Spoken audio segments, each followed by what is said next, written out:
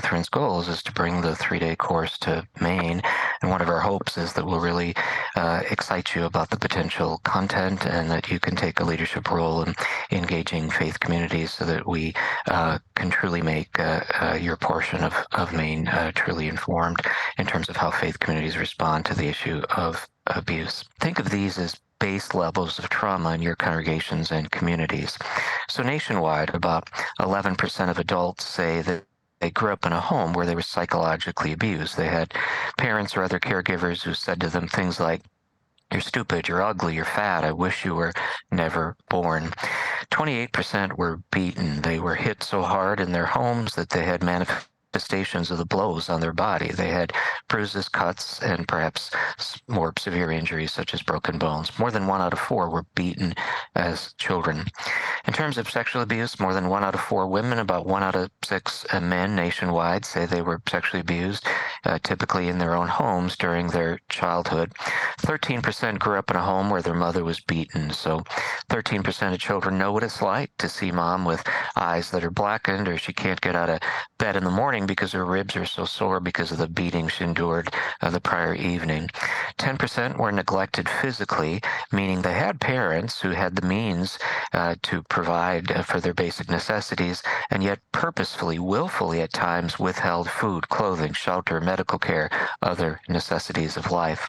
15% were emotionally neglected, which is different than emotional abuse. Emotional abuse is proactive. You're ugly, you're stupid, I wish you were never born. Emotional neglect means you grew up in a home where nobody said, "I love you, I care about you, you're special, you're a really great kid." And they found that if you fit into just one category of abuse, it doesn't matter which of the categories, if you just fit into one category, then statistically speaking, throughout your life, you are more likely to suffer from hundreds of medical and mental health conditions, including things we would never think of being correlated with child abuse, things such as cancer. In the ACE studies, even if they isolated your contributory behaviors, they found that trauma changes the development of your brain. It weakens your immune system. If you've endured significant childhood trauma, your immune system is weaker and you're more susceptible to disease such as cancer or heart disease. You're more likely to have sexually transmitted diseases, liver disease. You're more likely to smoke, to abuse alcohol. As the original ACE study found, you're more likely to suffer from obesity, to be dependent on drugs, to be an IV drug user, to engage in early intercourse, to be pregnant before you leave high school, to suffer from mental health conditions such as depression.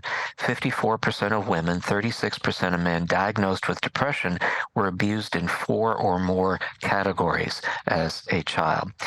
Other mental health conditions: anxiety, hallucinations, disturbances in your sleep, disturbances in your memory, a tougher time controlling your anger, more likely to be either a perpetrator or a victim of interpersonal violence, tougher time holding a job throughout your life cycle, a tougher time developing healthy relationships. The most important policy, the one that the vast majority of faith leaders simply don't do, is training. The sex offender who might be in your church, they're not all that scared about your policies, because if they're really intent on sexually abusing a child, they'll figure out to get around them. What does terrify them is training. The idea that some of you might go to a 3-day training on child abuse absolutely terrifies them. And if you follow the CDC guidelines and say every single year our volunteers and adults are going to go through mandated reporter and other training, and every single year we're going to do personal safety training for our youth, and every single year we're going to work with parents and educate them about what they can do to keep children safe, that is the most terrifying thing you can do, the number one thing you can do to deter those from acting out sexually against your children. Most programs on child abuse that faith communities go to they're driven by insurance companies or law firms, and so they narrowly focus on preventing sexual abuse within the institution. And the reason for that is those are the kids that might grow up to sue you. That is not the approach we take here, because that approach leaves unprotected the vast majority of abused children in your community. It leaves unprotected all the kids that are being physically abused, emotionally abused, neglected, all the kids that are being sexually abused in their home. There's more sexual abuse in the home than there is in the church.